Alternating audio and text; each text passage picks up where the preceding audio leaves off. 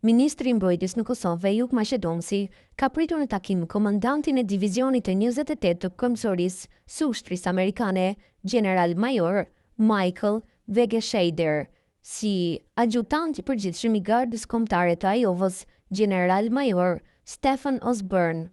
Maqedonci këtë e bëri të ditur përmes një postimi në rrjetin social Facebook, kundër të tjera ka shkruar se General Major Michael Vegescheider ka ardhur nga Shtetet e Bashkuara të Amerikës në Kosovë që të shohë nga afër aktivitetet të cilat po realizohen në babaj të Bokës në kuadër të ushtrimit ndërkombëtar Defender Europe 25. Tutja i tha se gjatë takimit krahas mirënjohjes që shprehu për faktin që kanë përzgjedhur pikërisht Kosovën për vendosjen e komandës së këtij divizioni, gjithashtu diskutuan edhe për pjesëmarrjen aktive të FSUK-s në këtë ushtrim, e që është ushtrimi më i madh ushtarak në kontinentin e Europës.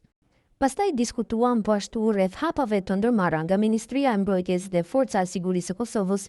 në implementimin e planit të përgjithshëm të tranzicionit, ristrukturimit të Ministrisë së Mbrojtjes dhe FSUK-s në funksion të përmbushjes së objektivave strategjike me qëllim primar forcimin e ushtrisë sonë dhe sigurisë në vend, ka shkruar ai, ndërsa siç tha ministri, generali Vegescheider theksoi se partneriteti me SHBA-n do të jetë gjithnjë më i fuqishëm